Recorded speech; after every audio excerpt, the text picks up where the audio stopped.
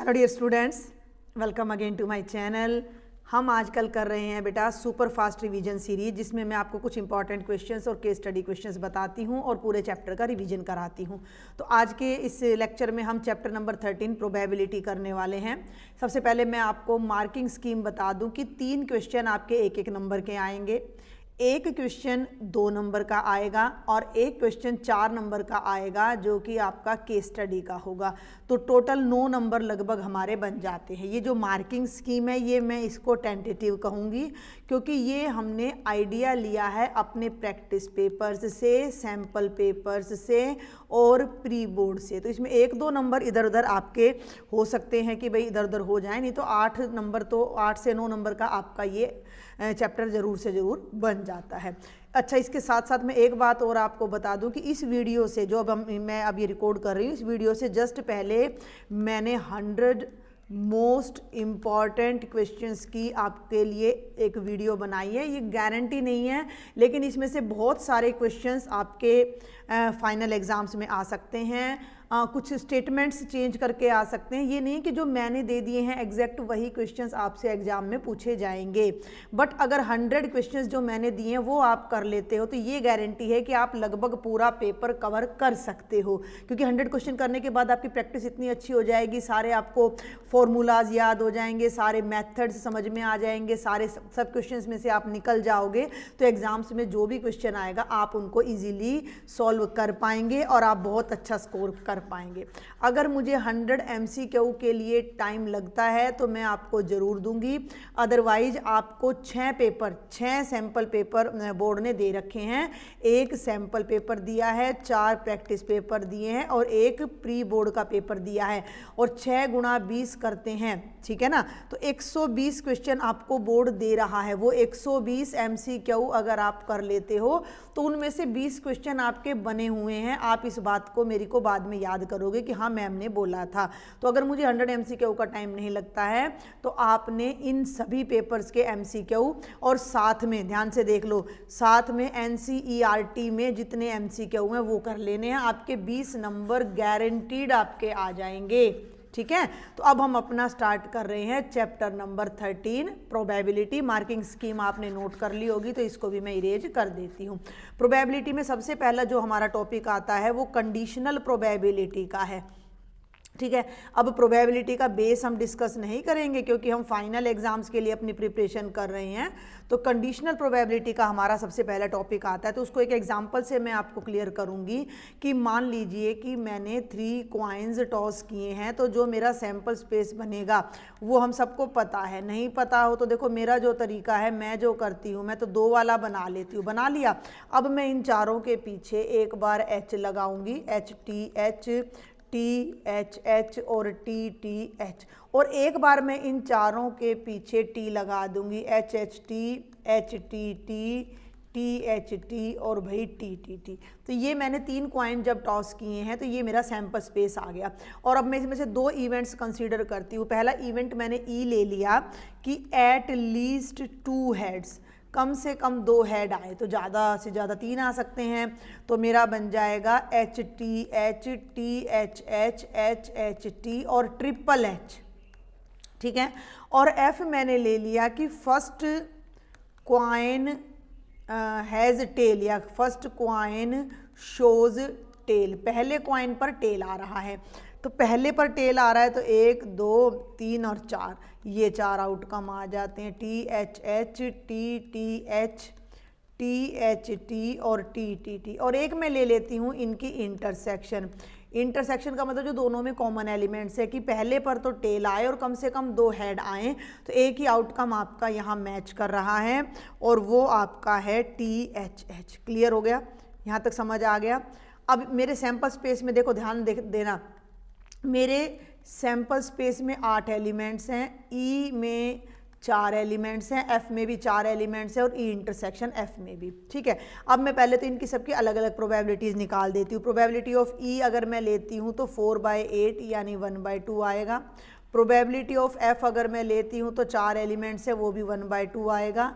और अगर मैं probability of E intersection F लेती हूँ तो वो 1/8 आएगा। यहाँ तक कोई प्रॉब्लम आपको नहीं होनी चाहिए, ठीक है ना। प्रोबेबिलिटी तो आपको पता होगा, number of elements in the favourable outcomes by total outcomes, यानी कि अगर मैं ई की प्रोबेबिलिटी ले रही हूँ, मैं अलग से अगर यहाँ फॉर्मूला लिखती हूँ, अगर मैं ई की प्रोबेबिलिटी ले रही हूँ तो वो होती है number of elements in E by number of elements in S, यानी कि इन द सैम्पल स्पेस। तो इस फॉर्मूले से मैंने तीनों प्रोबेबिलिटीज निकाल दी हैं। अब कंडीशनल प्रोबेबिलिटी क्या है, अब मैंने क्या प्रोबेबिलिटी निकालनी है कि इवेंट ई पहले ही अक्कर हो चुका है। ध्यान देना, मैं निकालूंगी probability of F when E has already occurred. बात को सुनना मेरी को ध्यान से, कि एक इवेंट पहले ही हो चुका है और फिर हम एफ की प्रोबेबिलिटी निकाल रहे हैं, यानी एफ पर हमने कंडीशन लगा दी है कि भैया तेरी प्रोबेबिलिटी तभी निकलेगी जब ई की प्रोबेबिलिटी आ चुकी, ई निकल चुका है। ई का मतलब क्या था कि सैंपल स्पेस में से मैंने कम से कम 2 हेड निकाल ली है, यानी ये अब मेरा सैंपल स्पेस बन चुका है, ऐसा हो चुका है। और अब इनमें से मैंने वो इवेंट देखना है जहां फर्स्ट कॉइन पर टेल आ रही है, तो वो एक ही इवेंट है। बात समझ में आ रही है कि एफ की, इसको बोलते हैं एफ की कंडीशनल प्रोबेबिलिटी जब ई हो चुका है, probability of F when E has already occurred, यानी एफ बाय ई बोलते हैं। तो हम इस केस में ई को सैंपल स्पेस ले लें और उसमें से देखें कि पहले कॉइन पर टेल एक ही बार आ रहा है, यानी 4 में से एक बार आ रहा है, तो प्रोबेबिलिटी हो जाएगी 1/4। उल्टा करके देख लेते हैं कि probability of E when F has already occurred, भाई एफ हो चुका है। अब एफ तो ये हो चुका है, यानी ये 4 आउटकम पहले बाहर ले लिए और अब इन चारों में से ही 2 हेड की प्रोबेबिलिटी हमने लेनी है, तो वो भी एक ही इवेंट मेरा बन रहा है, यानी 1/4। ये है डायरेक्ट, भाई ऐसा हो चुका है।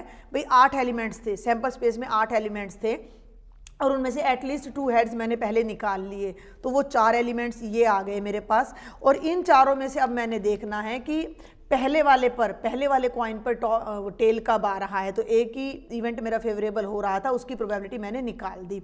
लेकिन ना ये हर बार ना पॉसिबल नहीं है, मेरी बात सुन लो ध्यान से, कि हर बार इस तरीके से सैंपल स्पेस बनाना, सैंपल स्पेस के एलिमेंट्स बनाना या हर इवेंट का सेट बनाना पॉसिबल नहीं होता है। तो इसके लिए हमारा एक रूल होता है, इसको एक बार मैं यहाँ लिख दूँ, ये है probability of E when F has occurred.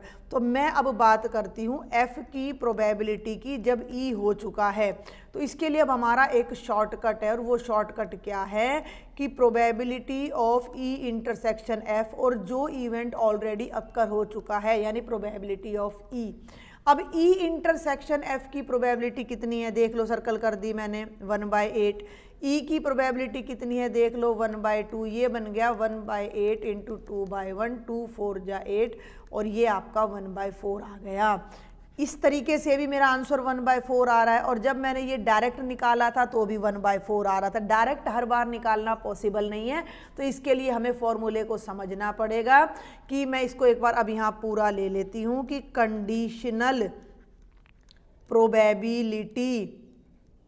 Conditional probability of F when E has already occurred. ठीक है, इतना बड़ा नहीं लिखना, इसको लिखना है probability of F slash E oblique E, यानी ई हो चुका है। तो इसका फॉर्मूला है probability of E intersection F divided by probability of E. अगर उल्टा है, ई की प्रोबेबिलिटी निकाल रहे हैं जब एफ अक्कर हो चुका है, तो वो होता है probability of E intersection F divided by probability of F, यानी ये वाला नीचे आ जाता है। तो आपकी पहली एक्सरसाइज मेन इसी पर सारी की सारी कंडीशनल प्रोबेबिलिटी पर आपकी बेस्ड है। इसी से हमारी जो है सेकंड एक्सरसाइज भी तैयार हो जाती है, जिसमें हमारी मल्टीप्लिकेशन थ्योरम आती है। तो यहाँ पर मैं एक बात आपको क्लियर कर दूँ पहले, कि इसी रिजल्ट को, इसी जो बॉक्स में मैंने डाले, इसी रिजल्ट को 2 तरीके से हम यूज करते हैं। इसको इधर ले जाओ तो probability of E intersection F हो गया, प्रोबेबिलिटी ऑफ ई जो नीचे था लेफ्ट में जाके मल्टीप्लाई हो गया किसके साथ, इसके साथ, तो प्रोबेबिलिटी ऑफ एफ बाय ई आ जाएगा। और इसको ओपन करोगे तो इसको तो ऊपर रख रही हूँ probability of E intersection F को, और इसको इधर ले गई मैं, तो ये आपका बन जाएगा probability of F multiplied by probability of E when F has already occurred. तो ये दोनों रिजल्ट्स भी आपने इसी की कंटिन्यूटी में, इसी की उसमें कंटिन्यूटी में आपने याद रखना है कि इसी से ये रिजल्ट हमारा ड्राइव हो रहा है। यहाँ से अब ये रिजल्ट आ जाता है ई इंटरसेक्शन एफ का, ठीक है, कि ई इंटरसेक्शन एफ की जो प्रोबेबिलिटी है, अगर दोनों इवेंट एक दूसरे पर असर डाल रहे हैं तो ये बन जाएगा। यहीं से आपकी इंडिपेंडेंट इवेंट की प्रोबेबिलिटी भी आती है। देखो मेरी बात सुनो, इसको एक एग्जांपल से मैं यहाँ पर लेना चाहूँगी, एक एग्जांपल से कि हमने 52 ताश के पत्तों में से out of 52 cards out of 52 cards हमने कार्ड्स निकाले हैं। तो ई इवेंट मैंने ले लिया कि एक क्वीन, ई इवेंट मैंने ले लिया क्वीन, और एफ इवेंट मैंने ले लिया रेड कार्ड, एफ इवेंट मैंने ले लिया रेड कार्ड। तो ई इंटरसेक्शन एफ हो जाएगा रेड क्वीन का, ठीक है। अब यहाँ से ध्यान देना, ई की प्रोबेबिलिटी, ए क्वीन, क्वीन कितनी होती हैं, 4 होती हैं, तो 4/52 यानी 1/13। एफ ले लिया रेड कार्ड, रेड कार्ड कितने होते हैं, 26 होते हैं, तो 26/52, 26 दूनी 52। और रेड क्वीन कितनी होती हैं, 2 होती हैं, तो ई इंटरसेक्शन एफ की प्रोबेबिलिटी हो जाएगी 2/52 यानी 1/26। इनको सबको मैं तो कहती हूँ कि आप ऐसे ही रखो, 52 सबके नीचे रहने दो, हमें आसानी हो जाएगी। अब इसी कंडीशन को हम एक अलग तरीके से देखते हैं कि 52 ये वो कंडीशन है जब हमारे इवेंट्स टोटली अलग अलग हैं, इंडिपेंडेंट हैं, कोई किसी पर कोई भी इफ़ेक्ट नहीं डाल रहा है, ठीक है। असर नहीं डाल रहा है का मतलब है कि भाई मैंने क्वीन निकाली, देखी, वापस रख दी, या रेड कार्ड निकाला, देखा, वापस रख दिया। तो अभी मेरी बात सुनना ध्यान से, अगर मैं ई की प्रोबेबिलिटी और एफ की प्रोबेबिलिटी को दोनों को मल्टीप्लाई करती हूँ तो ये आ रहा है 4/52 और 26/52, 4 26 दूनी 52, 2 दूनी 4 यानी 2/52। और 2/52 किसकी प्रोबेबिलिटी है, मैं सारे रिजल्ट्स मिक्स बता रही हूँ आपको यहाँ पर, है ना।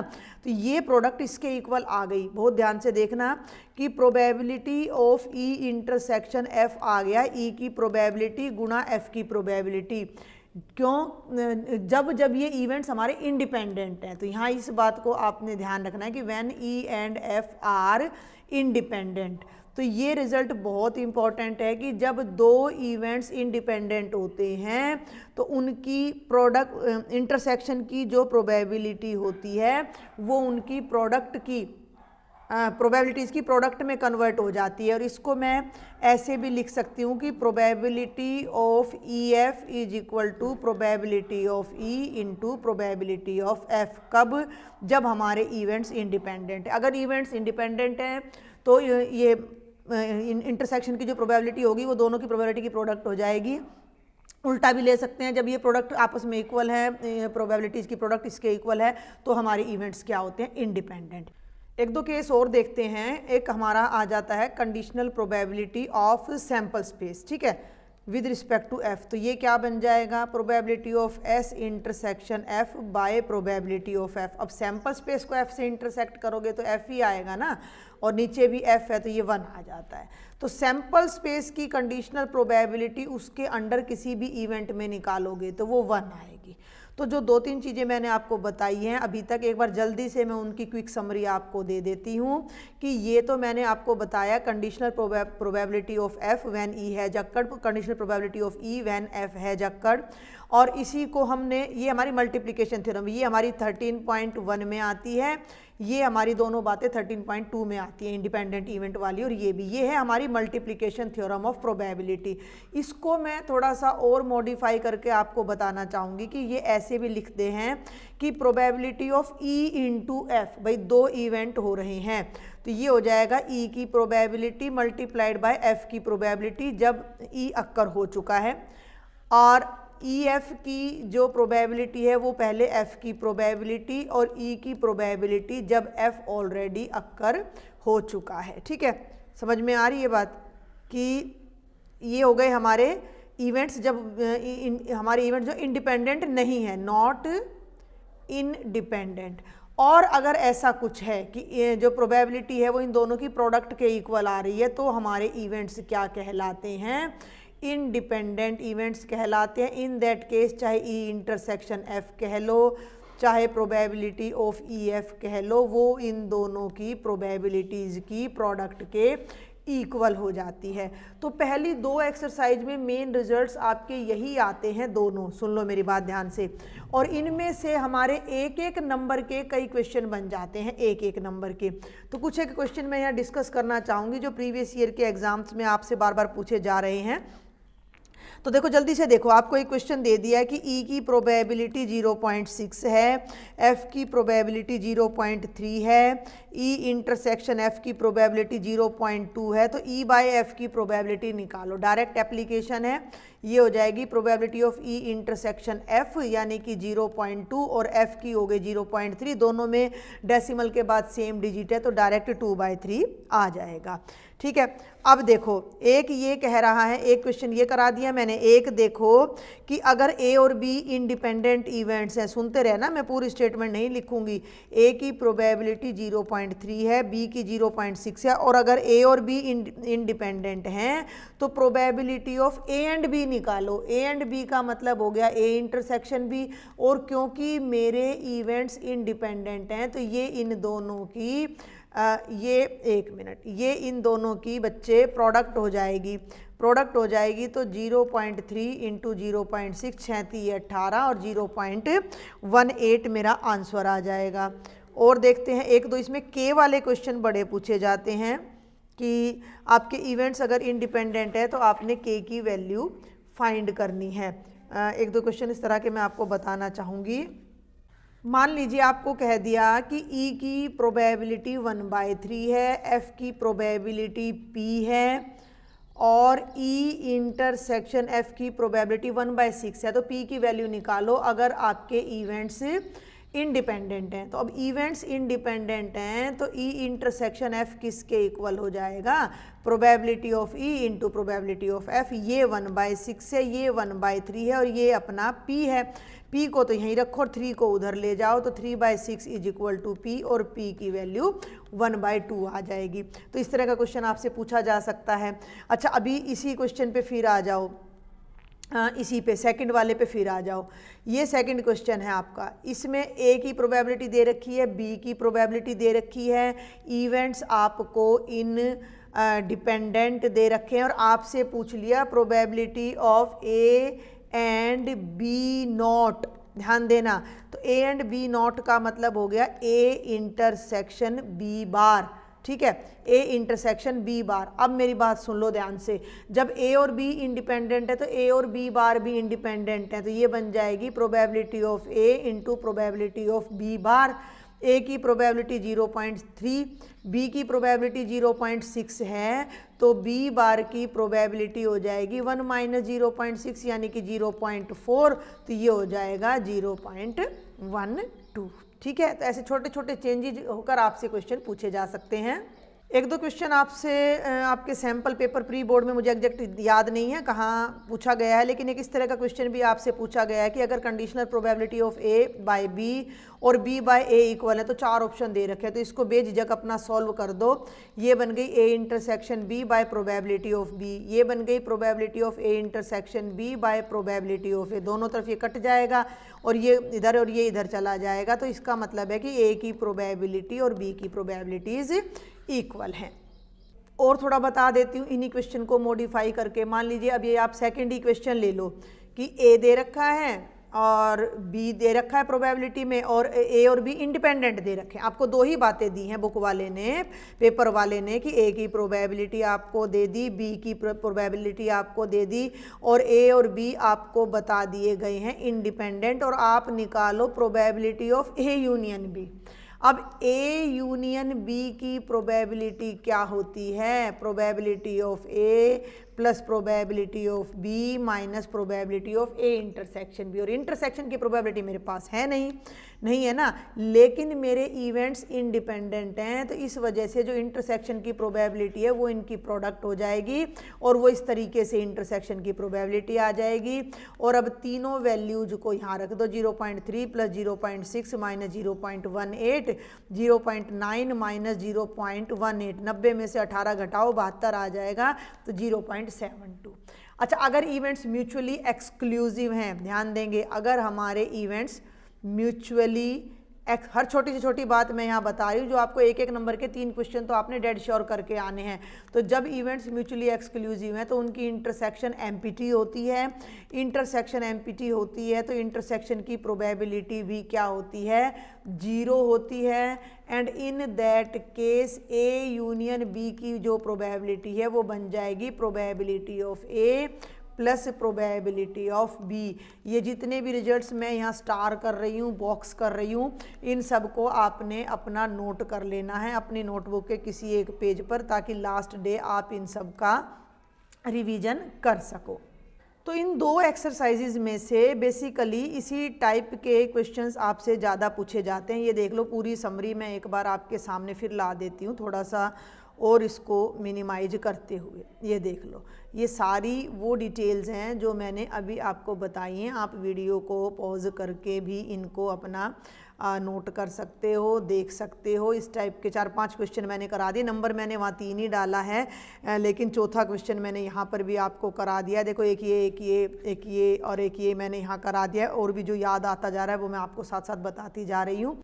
1-2 चीज़ें और मैं अब आपको यहाँ पर बताना चाहूँगी कि इंडिपेंडेंट इवेंट्स की मैं बता रही थी कि अगर ए और बी इंडिपेंडेंट हैं तो ए डैश और बी या ए और बी डैश भी क्या होते हैं, इंडिपेंडेंट इवेंट्स होते हैं, जिन पर एक क्वेश्चन मैंने अभी अभी आपको सॉल्व करवा दिया है।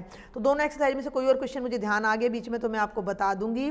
और अभी लेक्चर के स्टार्टिंग में मैंने बताया था, फिर से बता रही हूँ कि MCQ के लिए आपने क्या करना है, अपने sample paper 4 practice paper 1 pre board और NCERT में जितने भी MCQ हैं वो सब कर लीजिए। आपके 20 के 20 MCQ असर्शन रीजन सब इनमें से कवर 100% हो जाएंगे।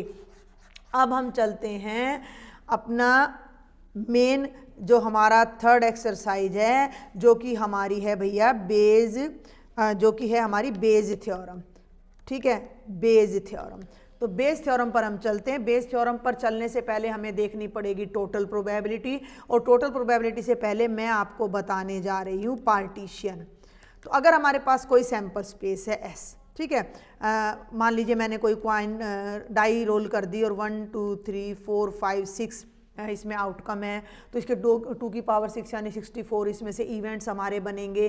तो अगर किसी भी सैंपल स्पेस में कोई n पार्टीशन, उसकी पार्टीशन का मतलब होगा कि उसके n इवेंट्स ऐसे हैं कि वो सभी इवेंट्स की अगर मैं यूनियन कर दूं, ध्यान देना, और मेरा पूरे का पूरा सैंपल स्पेस बन जाए। और दूसरी बात, वो सारे के सारे इवेंट्स म्यूचुअली एक्सक्लूसिव हों, यानी हर एक इवेंट की हर दूसरे इवेंट के साथ जो इंटरसेक्शन है वो क्या होनी चाहिए, एम्पिटी होनी चाहिए। I और J की वैल्यू 1 से लेकर n तक जा रही हो। बहुत ध्यान से समझना। मैं एक एग्जांपल ले रही हूँ। इसी सैंपल स्पेस पर मैंने E1 इवेंट ले लिया 4 से छोटे नंबर का, E2 इवेंट मैंने ले लिया 3 और 5 के बीच में आने वाला, मान लो ये ले लिया, और E3 इवेंट मैंने ले लिया 4 से बड़े नंबर्स का। आप ध्यान से देखो, तो जब मैं E1 और E2 की इंटरसेक्शन करती हूँ तो कुछ भी मैच नहीं कर रहा।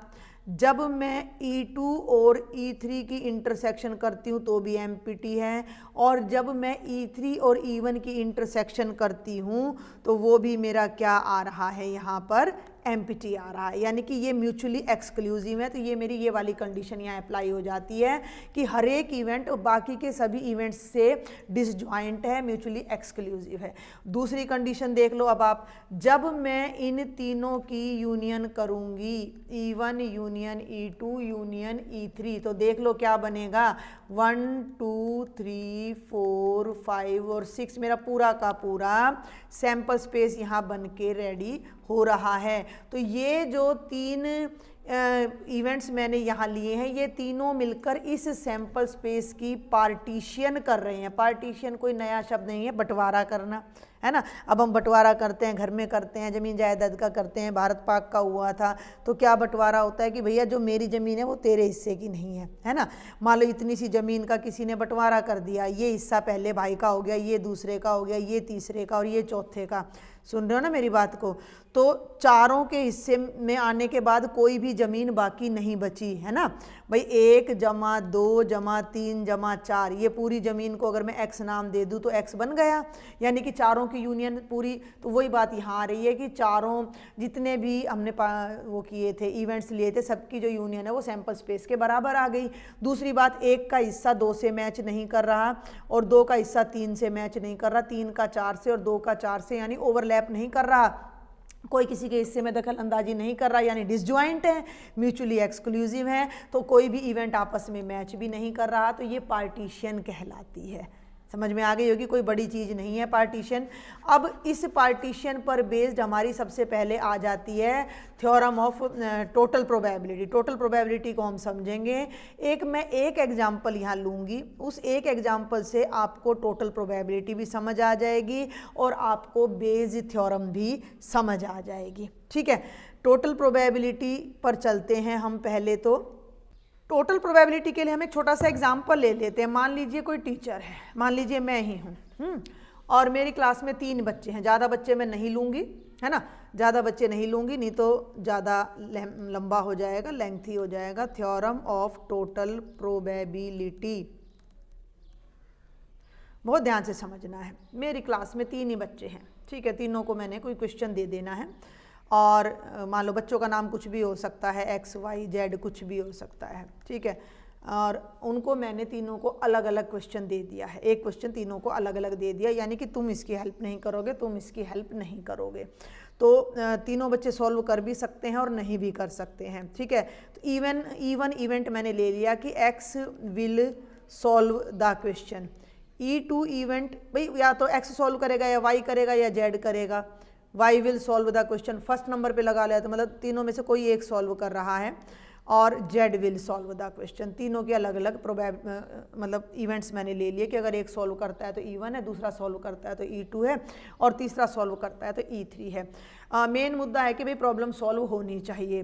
तो A इवेंट मेरा हो जाता है कि problem solved, problem is solved.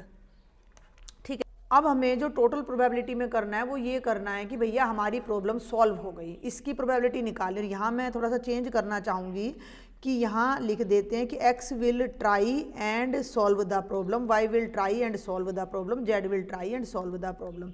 Problem हो गई सॉल्व, जो भी प्रॉब्लम थी या जो भी क्वेश्चन था वो एक्चुअल में सॉल्व हो चुका है।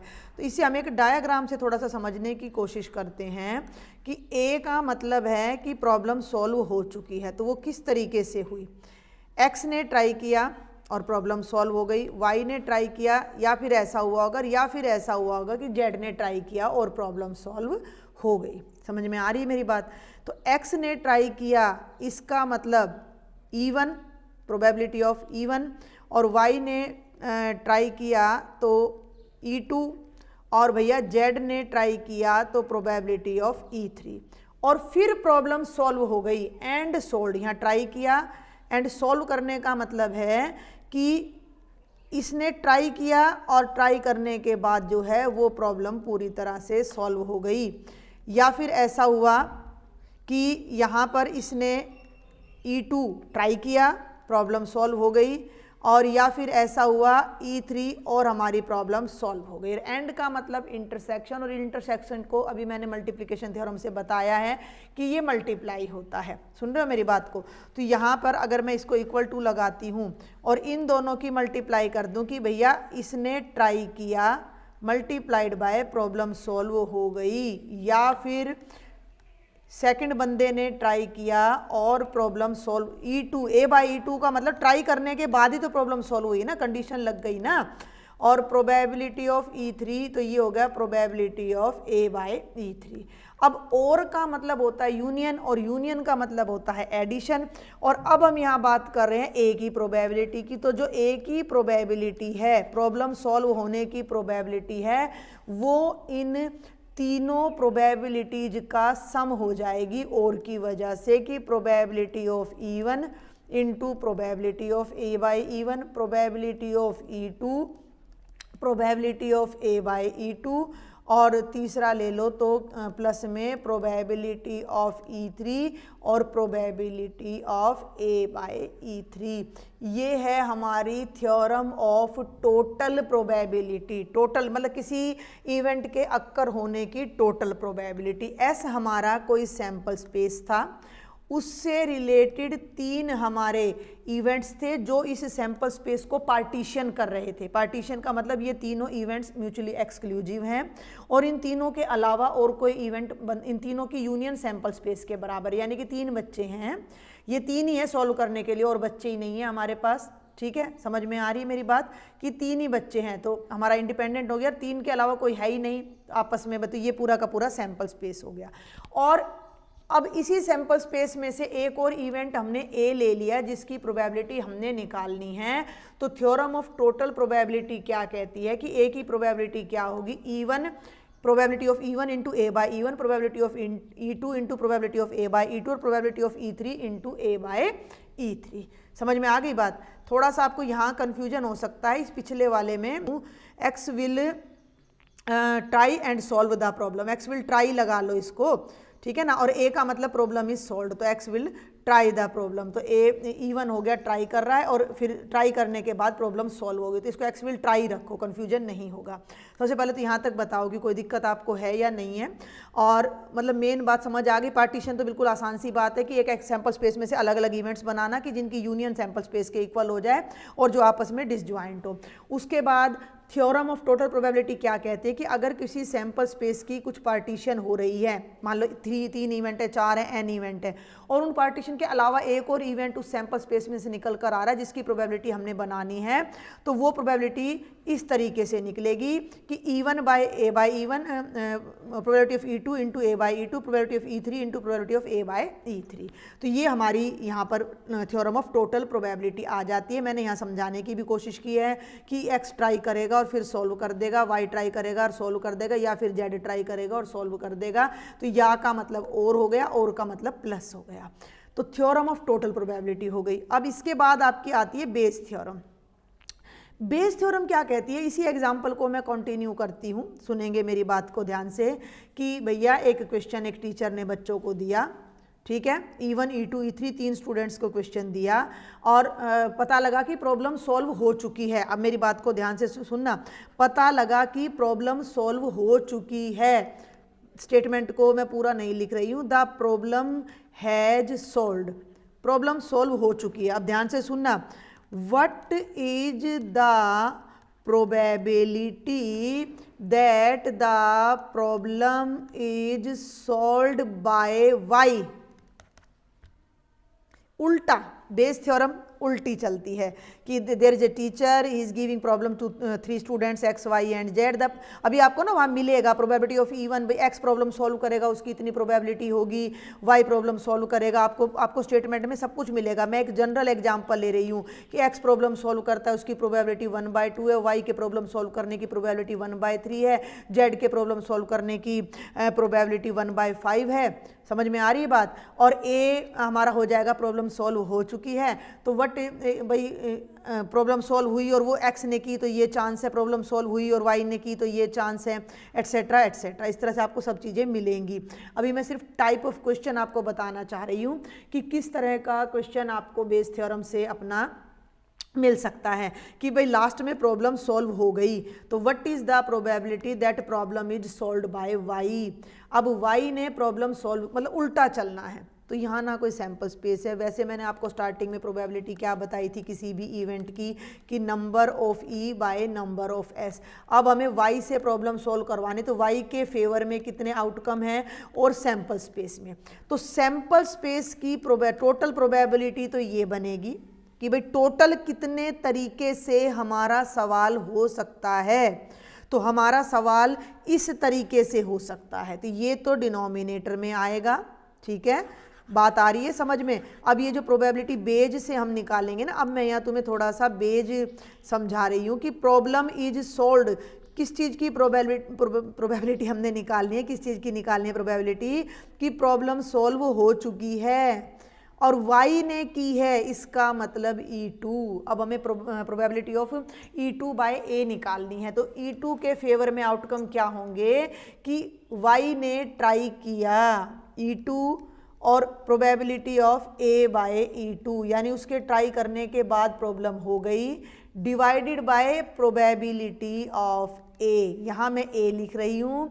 जब आप फॉर्मूला करते हो तो उसमें आप क्या करते हो, थोड़ा छोटा इधर करते हैं, कि probability of E2 into probability of a by E2, और फिर ये तीनों का सम जिसे हम लिखते हैं sigma of probability of EI into probability of a by EI, I varies from 1 to 3। ये आपकी बेस थ्योरम होती है कि काम हो चुका है, फला आदमी ने ये काम किया है, इस बात की क्या प्रोबेबिलिटी है। प्रॉब्लम सॉल्व हो चुकी है, लेकिन वो प्रॉब्लम y ने सॉल्व की है, इस बात की क्या प्रोबेबिलिटी है। इसी को पूछ ले कि प्रॉब्लम सॉल्व हो चुकी है और वो प्रॉब्लम x ने सॉल्व की है, तो सॉल्व हो चुकी यानी जो काम हो चुका वो पहले आएगा और E1 नीचे आएगा। तो probability of E1 into a by E1, और ये और ये दोनों सेम चीज़ है, अभी मैंने ऊपर आपको दिखाया है, इसलिए ये टोटल प्रोबेबिलिटी यहाँ पर इम्पॉर्टेंट है। बस स्टेटमेंट में आपको ये समझना है कि बेस थ्योरम है या theorem of total probability. Total का क्वेश्चन लगभग 2 नंबर में आएगा, लेकिन मैं आपको ये बता दूं कि 4 नंबर में केस स्टडी में आ रहा है। तो केस स्टडी में आपको एक जगह टोटल प्रोबेबिलिटी का क्वेश्चन भी पूछा गया है, तो वो आपको समझना है। अगर रिवर्स जा रहा है क्वेश्चन कि ऐसा हो चुका है, इस बात की क्या प्रोबेबिलिटी कि फला ने ऐसा किया होगा, तो आपने वहां पर बेस लगानी है, अदरवाइज टोटल प्रोबेबिलिटी आपने लगानी है।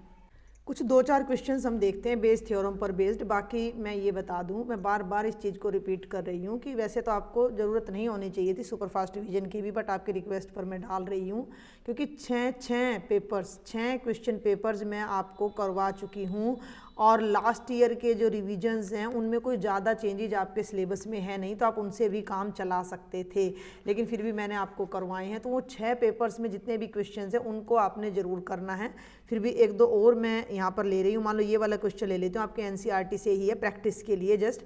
ए bag contains 4 red and 4 black balls. ठीक है, एक बैग है हमारा और उसके अंदर 4 रेड और 4 ही ब्लैक बॉल्स हैं, और एक और बैग है जिसके अंदर हमारी 2 रेड और 6 ब्लैक बॉल्स है। ठीक है, मैं साथ साथ एक मार्क सा करती जा रही हूँ। 1 of the 2 bags is selected at random and a ball is drawn from the bag which is found to be red. पहले मेरे आगे 2 बैग रखे हैं, उनमें से कोई एक बैग मैंने लिया, मुझे ये नहीं पता मैंने कौन सा बैग लिया, मेरी आंखों पर मान लो पट्टी बंधी हुई है, तो मैंने किसी भी एक बैग में हाथ डाला, मेरे हाथ में बॉल आई और वो रेड है, यानी बॉल पहले ही रेड कलर की आ चुकी है। Find the probability that ball is drawn from the first bag. ये है रिवर्स प्रोबेबिलिटी। ठीक है, तो इसमें क्या है कि आपके पास ये 2 बैग्स हैं, तो सबसे पहले काम तो आप क्या करोगे, बैग्स का सिलेक्शन करना है। तो या तो हम बैग नंबर 1 को चूज़ करेंगे या बैग नंबर 2 को। तो इस इवेंट को हम E1 नाम दे देंगे, इस इवेंट को E2 नाम दे देंगे। तो बैग्स कितने हैं, 2 में से पहला बैग चूज़ करेंगे, उसकी प्रोबेबिलिटी 1/2 है, और 2 में से दूसरा बैग चूज़ करेंगे, उसकी प्रोबेबिलिटी भी 1/2 है। अब जो बॉल हमारे हाथ पहले ही आ चुकी है, दैट इज रेड, तो मैं उस इवेंट को A मान लेती हूँ कि हमें एक रेड बॉल मिल चुकी है, हमें एक रेड बॉल ऑलरेडी मिल चुकी है, यानी कि A इवेंट हमारा बीच में अक्कर हो चुका है। तो 2 बातें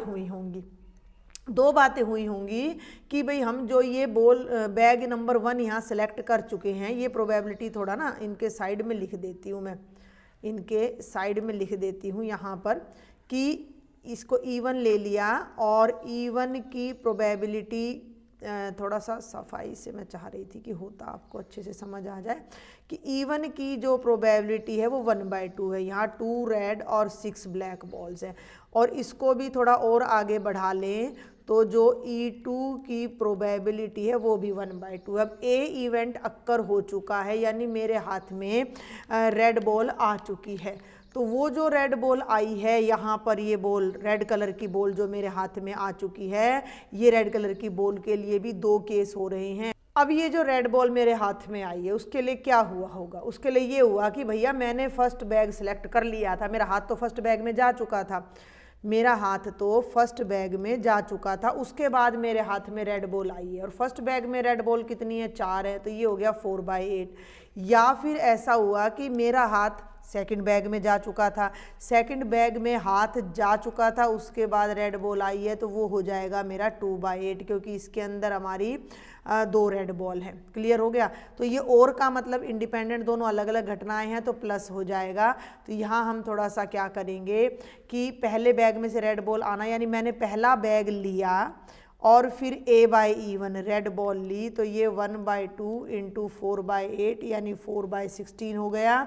और ये या फिर मैंने सेकंड बैग लिया और सेकंड बैग लेने के बाद मेरे पास रेड बॉल आई, तो 1/2 इंटू 2/8 यानी 2/16। ये मैं कट नहीं कर रही हूँ दोनों को, क्योंकि फिर LCM की प्रॉब्लम आएगी। ठीक है, तो टोटल क्या हुआ कि भाई रेड बॉल कैसे आई, रेड बॉल 2 ही तरीके से आई। बैग पकड़ा, पहला बैग पकड़ा और रेड बॉल निकाली, दूसरा बैग पकड़ा और उसमें से रेड बॉल निकाली, यही तो टोटल केस बनेंगे, कोई और तीसरा केस थोड़े बनेगा। ये हो गई टोटल प्रोबेबिलिटी। जब मैं इन दोनों को ऐड कर दूंगी तो वो मेरी टोटल प्रोबेबिलिटी बन जाएगी। भाई इसके अलावा और कुछ नहीं हो सकता। अब हमें प्रोबेबिलिटी किस बात की निकालनी है बेस थ्योरम के अकॉर्डिंग, कि बॉल हमें ऑलरेडी रेड मिल चुकी है, ए इवेंट अक्कर हो चुका है। इस बात की क्या प्रोबेबिलिटी है कि वो फर्स्ट बैग में से हमें बॉल मिली थी। तो अब हमें किस बात की प्रोबेबिलिटी निकालनी है कि प्रोबेबिलिटी ऑफ रेड बॉल, मतलब रेड बॉल ऑलरेडी आ चुकी है और वो फर्स्ट बैग में से आई है, कि red ball from the first bag. हमें प्रोबेबिलिटी निकालनी है कि ball is drawn from first bag given that ball is red, given that ball is red या ball is found to be red. तो बॉल रेड आ चुकी है और E1/A। तो यहाँ अब आप यूज करने जा रहे हो अपनी बेस थ्योरम। ठीक है, यहाँ आप यूज़ करने जा रहे हो अपनी बेस थ्योरम। तो बेस थ्योरम क्या कहती है, ये बन जाएगा probability of E1 probability of A/E1, कि भैया वाइट वो फर्स्ट बैग लिया, फर्स्ट में से रेड बॉल निकाली और इन दोनों का सम कर दिया, इन दोनों का हमने यहाँ पर कर देना है, अपना सम कर देना है। तो ये आपकी बेस थ्योरम आ जाएगी, probability of E1 probability of A/E1 plus probability of E2 into probability of A/E2। Put the values, ऊपर आ जाएगा 1/2, A/E1 फिर से देख लो कितना है, A/E1 है 4/8, 1/2 इंटू 4/8, ये था 4/16 और ये था 2/। अब देखो LCM में कोई दिक्कत नहीं आएगी, ऊपर आ गया 4/16, नीचे आ जाएगा 4 और 2 6, 4 और 2 6, 6/16, 16 से 16 कट गया, लास्ट में अपना आंसर लिख दो 2/3। तो ये बेस थ्योरम की सिंपल सी एप्लीकेशन का एक क्वेश्चन मैंने आपको यहाँ करवाया है।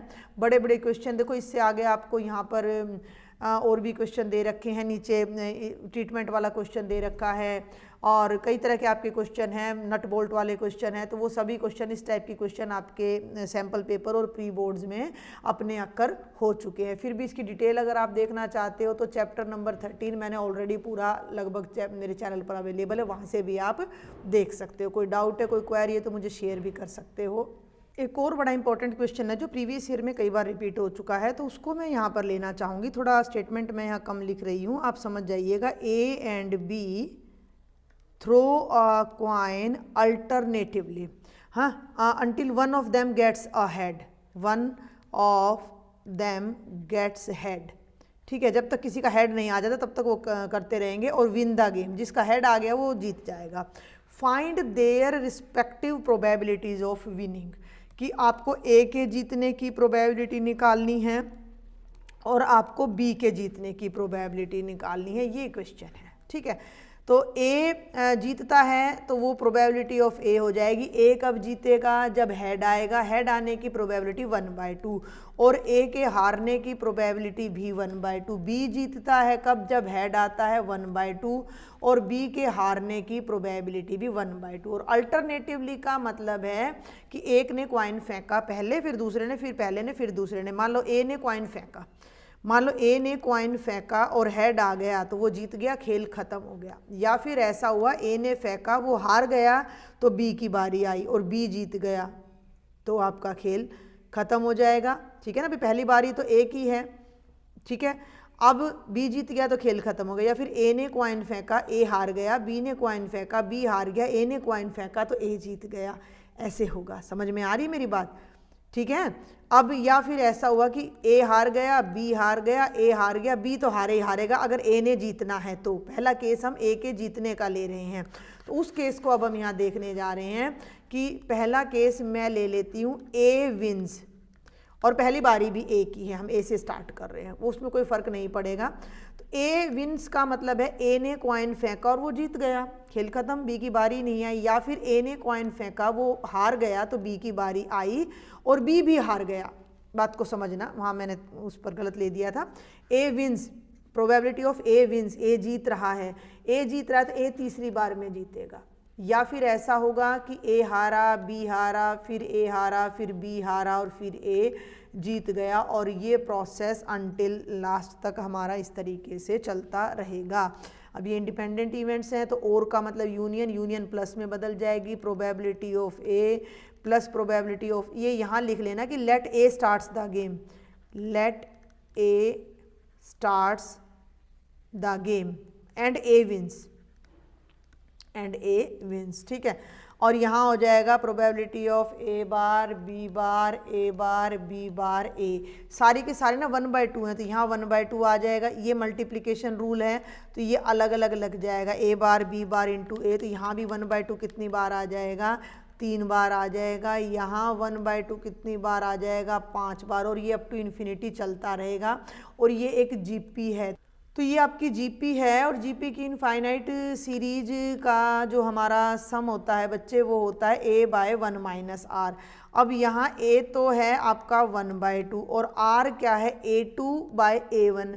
अब a2 कितना है 1/2 की पावर 3/1/2, तो ये 1/2 का स्क्वायर बन जाएगा और हमारा सम आ जाएगा a/1 - r, ऊपर 1/2, r की जगह 1/2 का स्क्वायर, 1/2/1 - 1/4। ठीक है, इसको सॉल्व कर दो, 1/2 ऊपर आ गया, इसको घटाओगे तो ये 3/4, 1/2 इंटू 4/3, 2 2 जा 4, और 2/3 प्रोबेबिलिटी आ जाएगी कि अगर ए स्टार्ट करता है तो ए के जीतने की। अब बी के जीतने की प्रोबेबिलिटी क्या हो जाएगी, 1 माइनस ए के जीतने की, तो 1 - 2/3 यानी कि 1/3 आ जाएगी।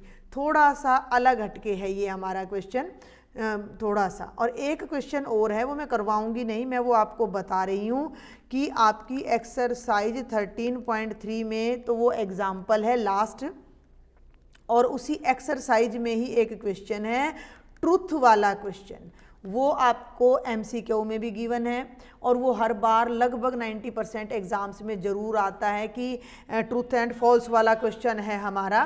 तो उस क्वेश्चन को आप सब ने ज़रूर से ज़रूर ट्राई करना है। ये हमारा 13.3 का मैं आपको बता दूं एग्जाम्पल नंबर 21 है कि a man is known to speak the truth वाला, तो ये आपने ज़रूर से ज़रूर करना है।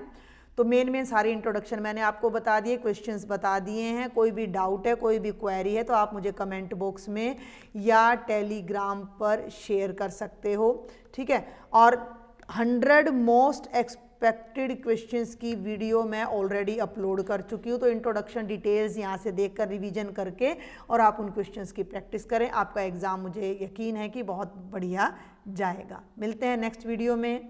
Thank you.